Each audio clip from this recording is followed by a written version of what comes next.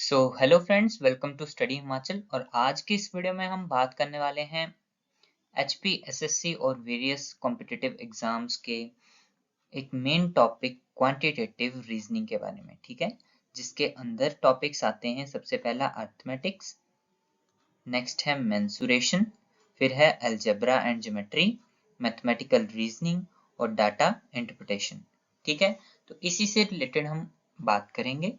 और इसके अंदर हमारे पास जितने भी अपना हमारे इम्पोर्टेंट एग्जाम्स रहते हैं, जैसे कि एचपी एसएससी का एग्जाम हो गया, या और भी स्टाफ सिलेक्शन के नेशनल लेवल के एग्जाम्स हो गए, या जितने भी जैसे जीडी के एग्जाम्स हो गए, और इस तरह के जितने भी कॉम्पिटिटिव एग्जामिनेशंस हैं हमारे पास, उस तरह के क्वेश्चन यहाँ पे दिए गए हैं। और उसका मेन टॉपिक हमारे पास है क्वांटिटेटिव रीजनिंग।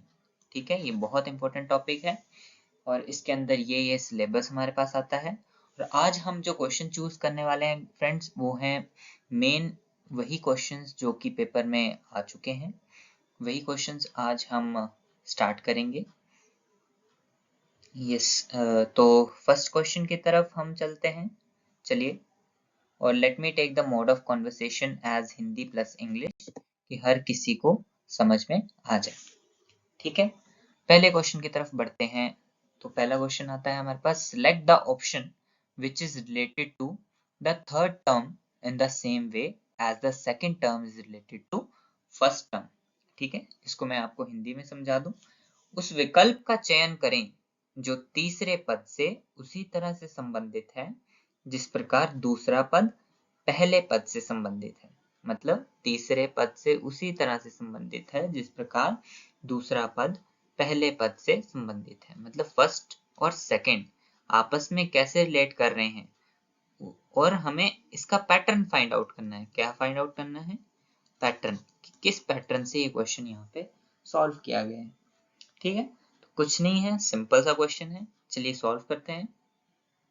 अब क्या किया गया है यहाँ पे, सबसे पहले देखिए 10 का स्क्वायर कितना होता है हमारे पास, 100।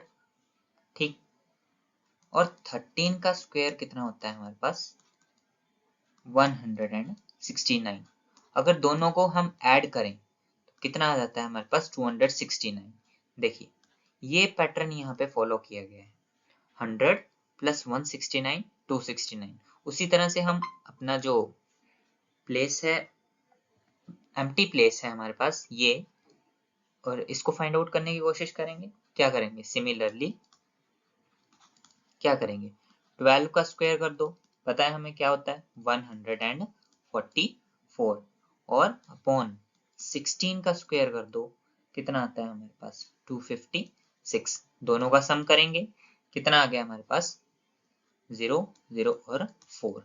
देखिए कोई ऑप्शन है? जी हाँ, तो ऑप्शन बी हमारे पास यहाँ पे करेक्ट हो गया। कुछ नहीं हुआ, बस एक पैटर्न है यहाँ पे, उसको फॉलो करना है हमने।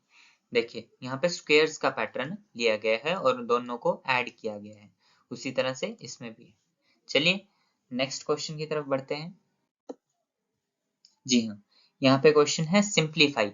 बिल्कुल कुछ नहीं है, आपको ये भी बात मैं बता दूं कि यहाँ पे जो पैटर्न है इन क्वेश्चंस का बिल्कुल इजी है, कॉम्प्लेक्सिटी लेवल इजी है बिल्कुल इनका। और ये ओरिजिनल क्वेश्चंस हैं जो कि पेपर में आ चुके हैं हमारे पास, और इसी तरह के क्वेश्चन आपको पूछे जाते हैं। ठीक है, चलिए इस क्वेश्चन को देखिए। यहाँ पे बोला है हमें सिंप्लीफाई करना है। ये जो क्वेश्चन हमें दिया है इसको सिंप्लीफाई करना है, कुछ नहीं करना है, इसको इवेलुएट करना है, या हिंदी में अगर हम कहें तो इसका मान ज्ञात करना है हमें। किसका? इस क्वेश्चन का मान ज्ञात करना है। और यहाँ पे सिंबल्स का मतलब आपने समझ जाना है, यहाँ पे कुछ नहीं है। स्क्वायर को इन्होंने रेज टू पावर को इस सिंबल से, कैप के सिंबल से डिनोट किया है। ठीक है, क्या है question, 5 plus 28 minus 4 divided by 2 का स्क्वायर माइनस 2 माइनस ऑफ 2। ठीक है, ये क्वेश्चन है हमारे पास। अब जूनियर क्लासेस में हम एक फॉर्मूला पढ़ते हैं बोर्ड मास का। क्या फॉर्मूला पढ़ते हैं? बोर्ड मास का, जिसमें बी का मतलब होता है ब्रैकेट, ओ का मतलब होता है ऑफ, डी का मतलब होता है डिवीजन जिसको डिवाइड करते हैं हम, एम का मतलब होता है मल्टीप्लिकेशन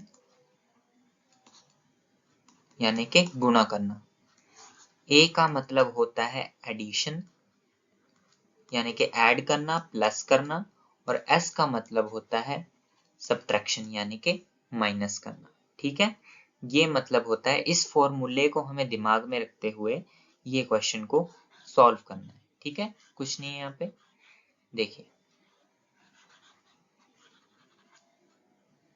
चलिए क्या करना है इसमें।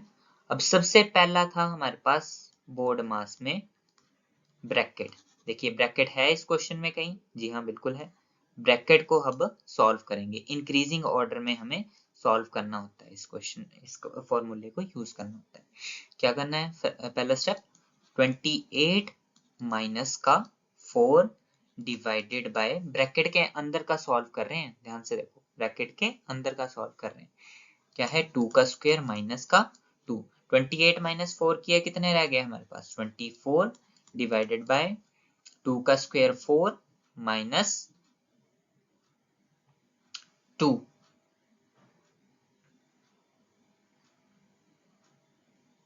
कितना आ गया हमारे पास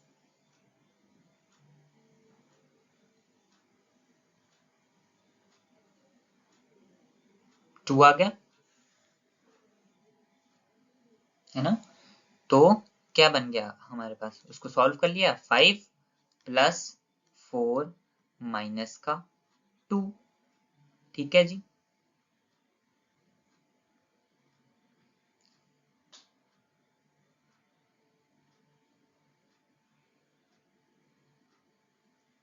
फाइव प्लस 4 माइनस 2 कितना आ गया 9 minus 2 which is equals to 7। अब देखिए 7 है हमारे पास, जी हाँ बिल्कुल है, तो ऑप्शन बी हमारे पास यहाँ पे करेक्ट हो गया।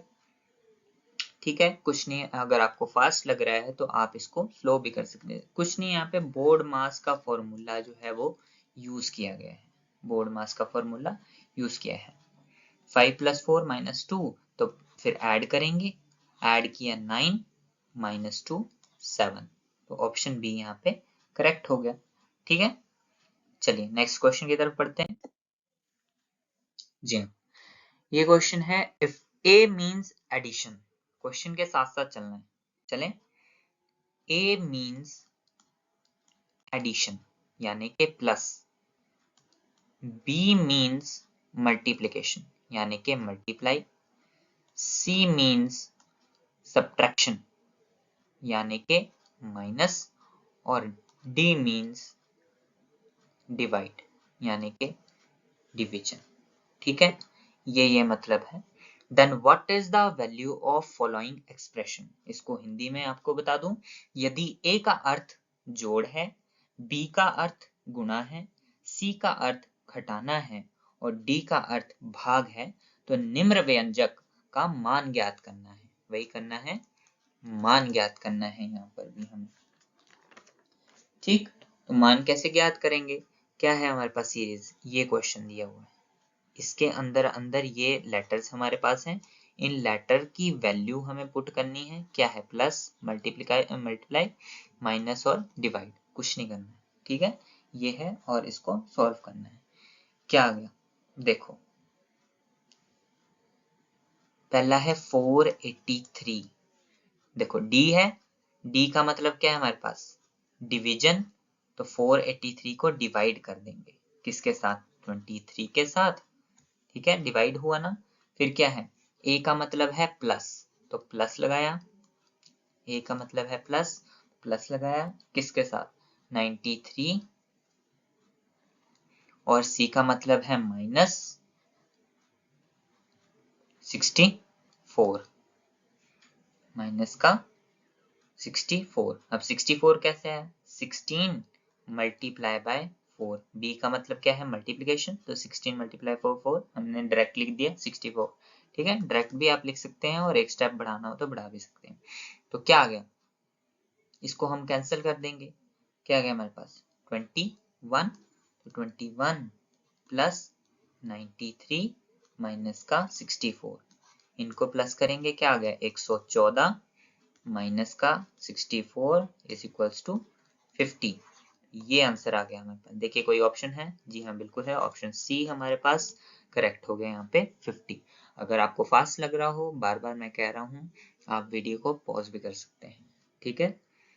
तो कुछ नहीं हुआ यहाँ पे भी एक पैटर्न है, सिर्फ सिंपल सा क्वेश्चन है, आपको बस जो जो वैल्यूज इसकी दी हुई है ना वो आपको पुट करनी है। जैसे डी की वैल्यू क्या दी है, डिवीजन दी है, सी की माइनस दी है, बी की मल्टीप्लाई, और बस उसकी एक सीरीज बनानी है और उसको सॉल्व कर लेना, ठीक है। तो यहाँ पे आंसर आ गया हमारा 50।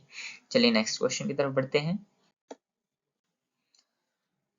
From the given alternatives, select the number which can come in the place of the question mark in the following। Question mark की जगह क्या होना चाहिए, ठीक है। कुछ नहीं है, इसकी हिंदी भी कुछ नहीं है। देखिए वो हमें क्वेश्चन मार्क की जगह जो चीज आएगी हमें वो फाइंड आउट करनी है, सिंपल सा है बिल्कुल, और कुछ नहीं। ये भी देखो एक सीरीज हमें दी है, इस सीरीज को हमें सॉल्व करना है, ठीक है। अब क्या किया हुआ है इसको ध्यान से देखना, क्वेश्चन के साथ साथ चलेंगे। क्या है 64, नेक्स्ट है 54, फिर है 378, फिर है 1890, और फिर दिया है क्वेश्चन मार्क। इसको हमें फिल इन द ब्लैंक्स जैसे कहते हैं ना, फिल अप करना है हमें। क्या किया गया है, 64 और 54 का आपस में रिलेशन कैसे है? अगर सॉरी यहाँ पे 6 है, ठीक है, 64 नहीं है, यहाँ पे क्वेश्चन में एरर है, यहाँ पे 6 है। देखिए 6 और 54 का आपस में कैसे रिलेशन है? अगर 6 को हम 9 से मल्टीप्लाई करें तो आंसर आता है 54। अब यहाँ से हमें ऑर्डर पता चल गया, ठीक है। अब 54 को अगर हम 7 से मल्टीप्लाई करें तो आता है 378। अब आप बोलोगे 7 से क्यों किया? यहाँ पे एक पैटर्न है जो हमें फॉलो करना है। यहाँ पे दो दो को घटाया गया है, दो दो नंबर इससे घटाए गए हैं। जो पहला नंबर हमने सीरीज का पैटर्न फाइंड आउट करने के लिए सिलेक्ट किया ना, इससे दो दो नंबर यहाँ पे घटाए गए हैं।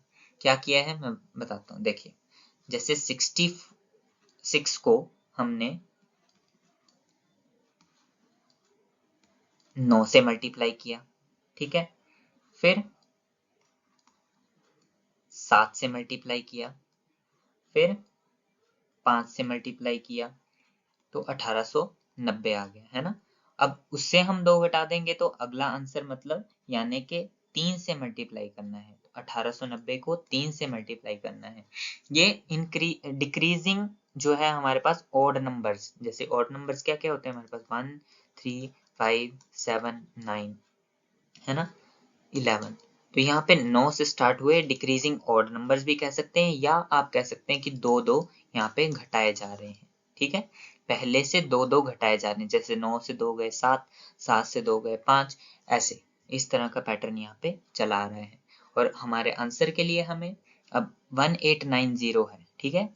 पिछले वाले को 5 से किया था तो इसको किससे करना है, 5 से 2 घटाए 3, तो 3 से मल्टीप्लाई किया तो आंसर आया हमारे पास 5670, 5670। देखिए कोई ऑप्शन है? जी हाँ बिल्कुल है, ऑप्शन सी आपके पास यहाँ पे करेक्ट ऑप्शन हो गया, ठीक है। कुछ नहीं है, हर क्वेश्चन में एक एक पैटर्न है, उस पैटर्न को हमें ढूंढना है और फॉलो करना है, ठीक। चलिए आगे समझ, कुछ नहीं किया यहाँ पे, सिर्फ दो दो को घटाया गया है। पहले को 6 9 जा 54, फिर 2 घटाए हमने, फिर 7 से, फिर 2 घटाए 5 से, फिर 2 घटाए 3 से, इस तरह से मल्टीप्लाई किया गया। तो चलिए नेक्स्ट क्वेश्चन की तरफ बढ़ते हैं। जी हाँ, अब आया find the least common multiple of ये और ये। तीन हमें डिजिट यहाँ पे दिए गए हैं, इनका लीस्ट कॉमन मल्टीपल यानी कि LCM निकालना है। LCM की फुल फॉर्म क्या होती है? लीस्ट कॉमन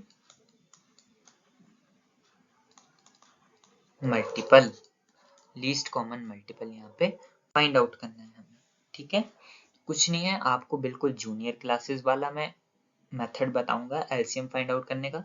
सबसे पहले क्या है क्वेश्चन हमारे पास, 2/3, 4/7, 9/13, इन तीनों का न्यूमरेटर देख लो, न्यूमरेटर यानी कि ऊपर वाला भाग, इन तीनों का न्यूमरेटर हमने ले लिया, इसका एलसीएम हमें फाइंड आउट करना है, ऐसे लिखना होता है, जूनियर क्लासेस में हम करते थे ना, उसी तरह से हमें फाइंड आउट करना है। सबसे पहले क्या लिया हमने 2, 2 1 जा 2, 2 2 जा 4, 9 से डिविजिबल नहीं है, ये फैक्टर बनाने हैं हमने, 2 1 2 1 जा 2, 9 से डिविजिबल नहीं है, फिर 9 और 9 एकम 1, ठीक है।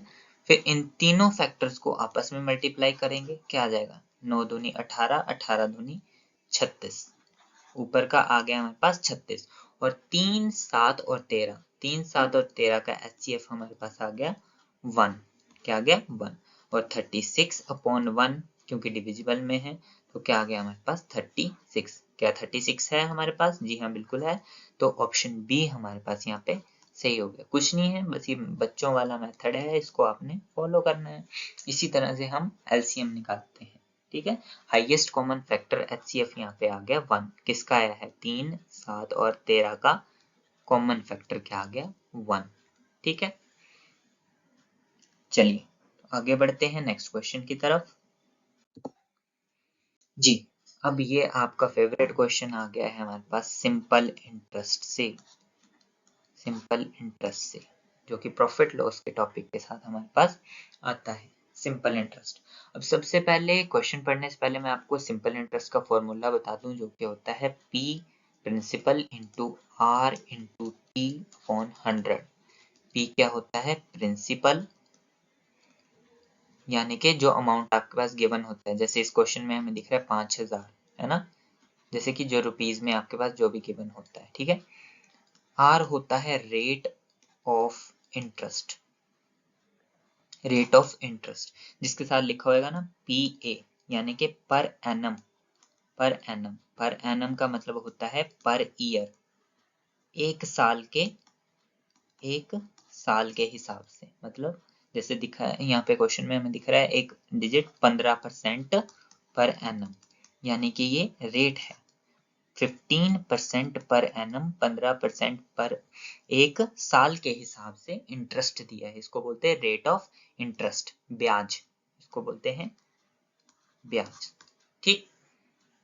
और टी तो हमारे पास है टाइम, टाइम का तो सबको पता है, समय, कि कितने समय के लिए कितना ब्याज हमारे पास दिया गया, समय है यहाँ पे जैसे साल, ईयर्स में दिया जाता है समय, ठीक है। ये फॉर्मूला आपको पता चल गया। चलिए तो अब बढ़ते हैं क्वेश्चन की तरफ। देखिए क्वेश्चन है हमारे पास, the simple interest of on a certain sum of money for 2 years at 15% per annum is half the compound interest of 5000 for 2 years at 10% per annum. What is the amount of simple interest? ठीक है, simple interest का amount हमें find out करना है। क्या बोला है, simple interest on a certain some of money, कि किसी सम ऑफ मनी के लिए 2 साल के लिए कितना है 15%, 2 साल के लिए कितना है 15% पर एनम, पर एनम यानी कि एक साल के हिसाब से, एक साल में 15% इंटरेस्ट लगेगा, समझ में आ गया। 2 साल के लिए हमें दिया हुआ है 15% पर एनम, ठीक है। अगर एक साल के लिए पर एनम, एक साल के लिए 15% है, तो 2 साल के लिए कितना हो गया, 15 इंटू 2 कर लेंगे, 2 साल के लिए कितना आ गया 30%, ठीक। बोला is half the compound interest, तो कंपाउंड इंटरेस्ट का फॉर्मूला हमारे पास क्या होता है, P into 1 minus R raise to power n divided by 100, ठीक है। आप चेक कर सकते हैं formula, P into 1 minus R की पावर n अपॉन 100, कंपाउंडेडली यानी कि आधा आधा करके, कंपाउंडेडली एक साल में हमें इतना दिया गया है, is half the compound interest of rupees 5000 for 2 years at 10% per annum। Compound interest हम निकालेंगे, यानी कि 10% दिया है ना, तो 10 10 10 10 भाग करेंगे इसको 100 के साथ, कितना आ गया हमारे पास ये आ गया हमारे पास 21%। कंपाउंड इंटरेस्ट कितना आ गया हमारे पास 21%। अब हमें फाइंड क्या करना है, तो फाइंड क्या करना है, what is the amount with simple interest, simple interest के साथ अमाउंट हमारे पास कितना है। अब P कितना दिया है हमारे पास 5000 है ना, 5000 दिया है और कंपाउंड इंटरेस्ट कितना है 21%। 21% का मतलब 21 डिवाइडेड बाय 100, ठीक है। 21% किसका 5000 रुपए का, जो कि हमारे पास प्रिंसिपल है, ठीक है, जो कि हमारे पास प्रिंसिपल है। तो कितना आ गया ये हमारे पास 21% निकालिए 5000 का, 21% ऑफ 5000 कितना हमारे आ गया कंपाउंड इंटरेस्ट हमारे पास 1050। 1050। अब यहाँ पे बोला है simple interest, what is the amount with simple interest. Simple interest कितना आ गया हमारे पास हाफ, कितना है क्वेश्चन पढ़िए, half of the compound interest, half of the compound interest, ठीक है। यानी कि कंपाउंड इंटरेस्ट ऊपर निकाल लिया 1050 डिवाइडेड बाय 2, ठीक, ठीक है। ये आ गया हमारे पास 525, ठीक है। अब हमें निकालना है 30%, 30% किसका 525 का। कैसे लिखेंगे इसको 525 डिवाइडेड बाय 30 इंटू 100, ठीक है। 100%, अगर 30%, 30% निकाला था ना पहले हमने, 30% अगर आता है 525 तो 100% कितना आएगा, 100% कितना आएगा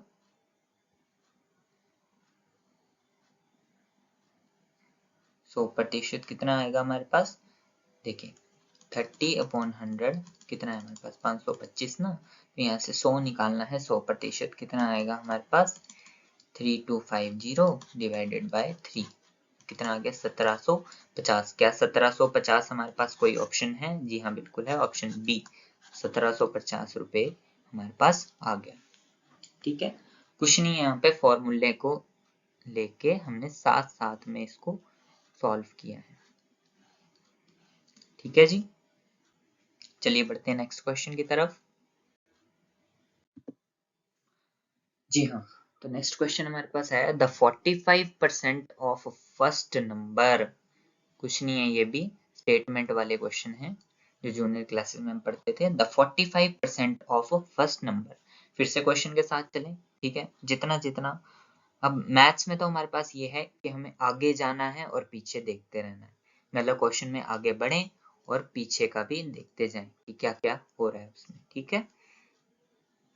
तो चलिए, लेट फर्स्ट नंबर, उसने बोला है 45% पहले नंबर का, तो हमें पहला नंबर तो पता ही नहीं, तो हमारा फेवरेट नंबर हम मान लेते हैं, जो कि सब मानते हैं x, ठीक है। Let first number is equals to x, x सबका फेवरेट नंबर होता है ना। Let first number is equal to x, ठीक है। बोला है पहले नंबर का 45%, 45% of first number is equal to 2/3 of the second number. तो हमें सेकेंड नंबर भी नहीं पता है, तो अगर पहला नंबर x है तो दूसरा नंबर हम मान लेते हैं क्या है y है ना, y है। तो x का 45% किसके बराबर है 2/3 ऑफ 2/3, या 2/3 यानी 2/3 ऑफ दूसरे नंबर का है, ठीक है। ये हमारे पास इक्वेशन बन गई, लीनियर इक्वेशन एक बन गई, है ना। तो 45% को कैसे लिखते हैं हम, x इंटू 45/100, का मतलब होता है अपॉन 100, ठीक है। कितना आ गया y इंटू 2/3, ये इक्वेशन हमें बन गई।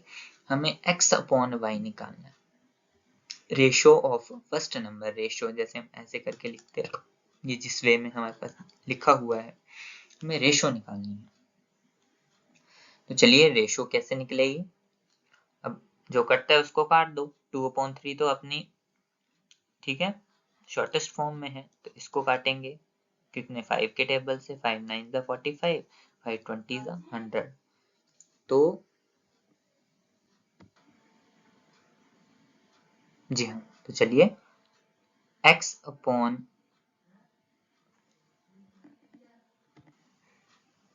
सॉरी, तो देखिए x into 9/20 is equals to y into 2/3। ये इक्वेशन बन गई।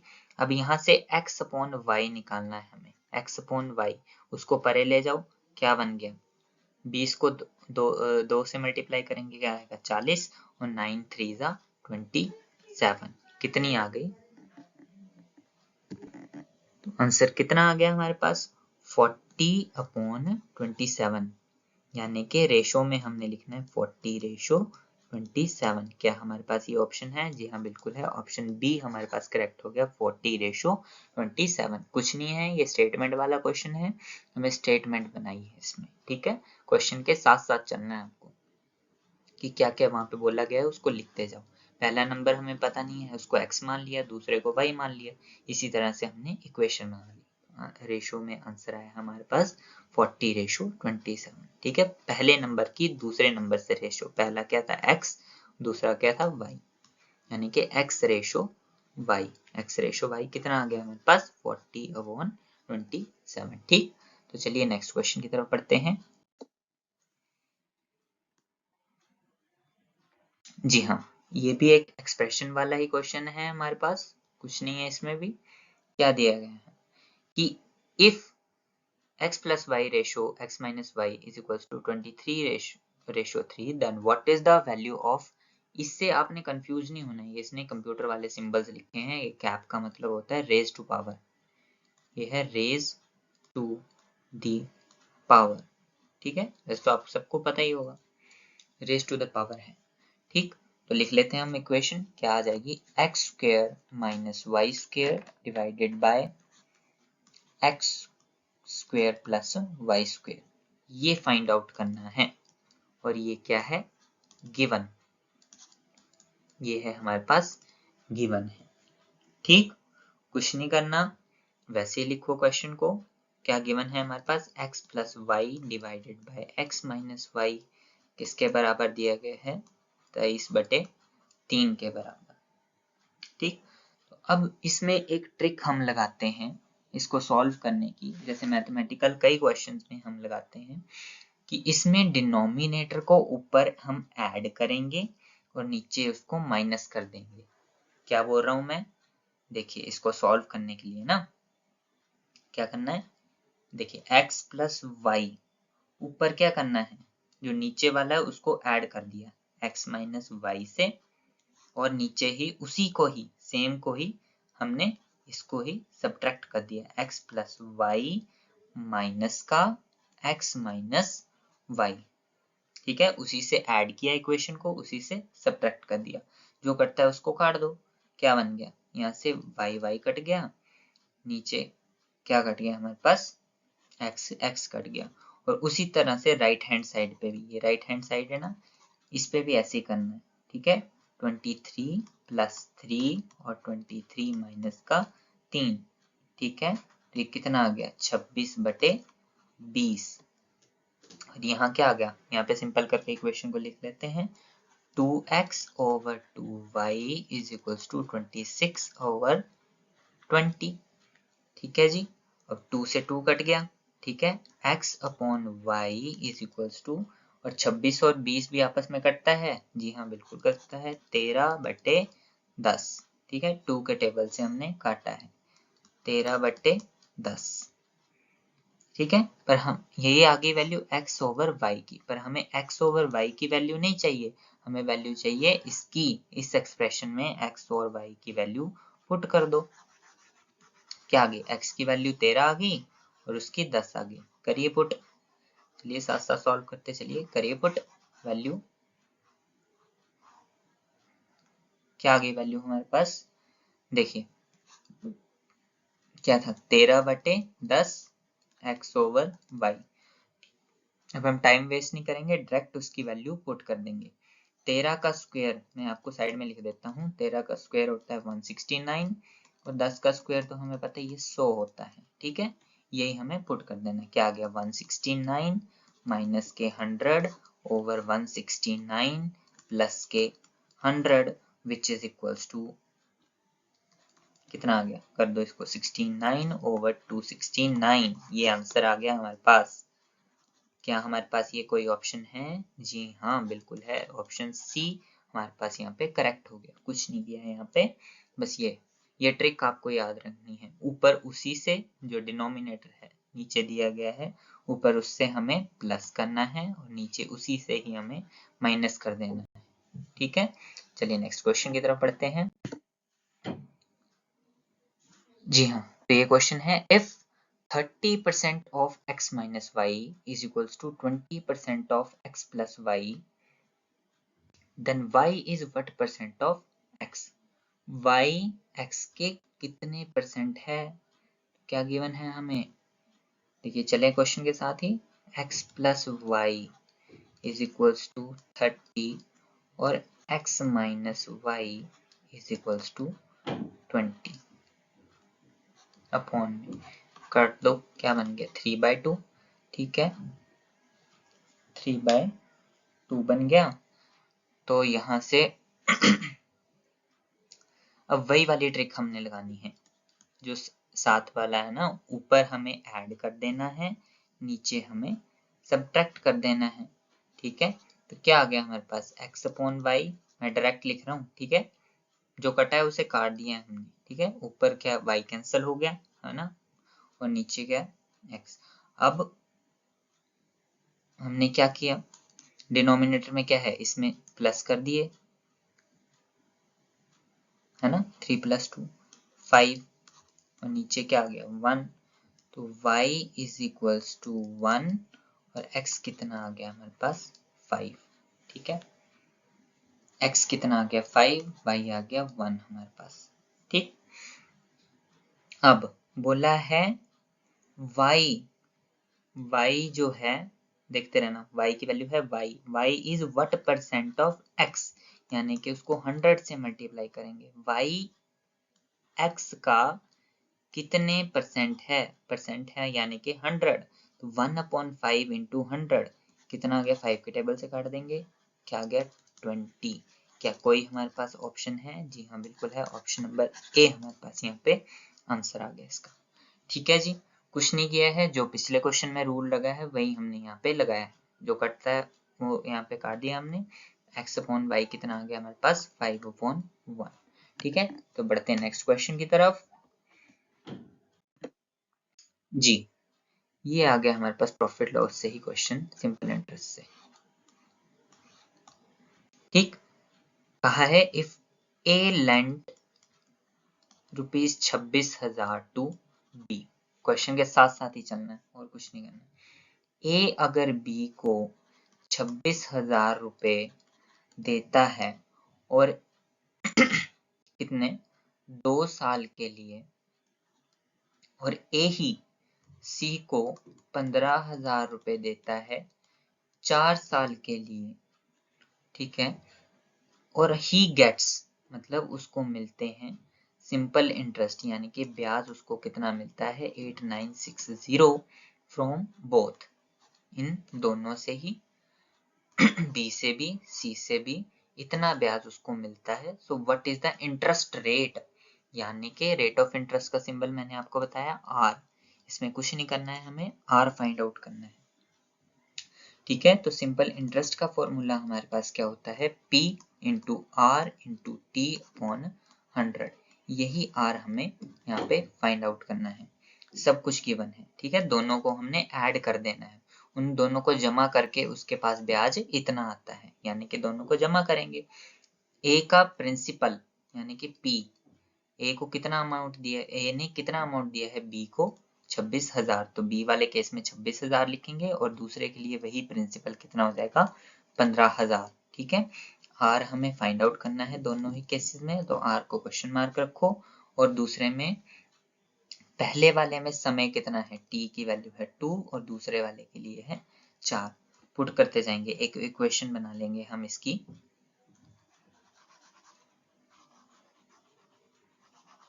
ठीक है, ये सारी वैल्यू आपको नोट कर लेनी है। ठीक है, तो देखिए क्या इक्वेशन बनी, 26,000 फॉर्मूले में पुट कर रहा हूँ मैं वैल्यू, और कुछ नहीं है। किस फॉर्मूले में, इसमें जो वैल्यूज आपको लिख के दी, 26,000 into R into 2 divided by 100, दोनों को जमा कर दिया, 15,000 प्लस के आर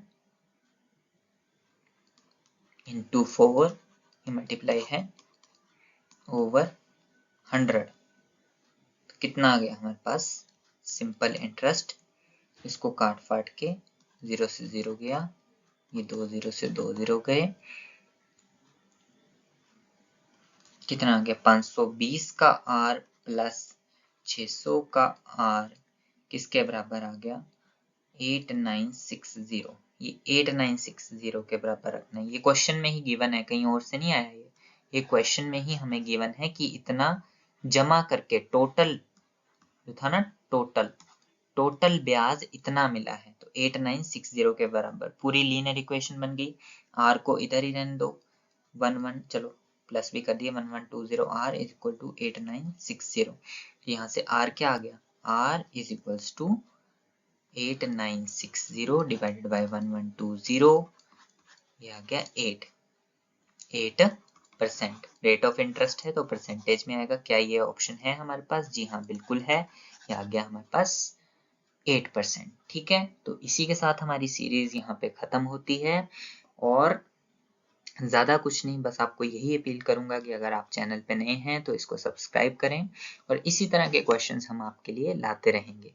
और ये बहुत इंपॉर्टेंट क्वेश्चन है और इसका लेवल अभी इजी है, और अगर आपको फास्ट लगी हो तो फिर भी आप वीडियो को पॉज करके देख सकते हैं।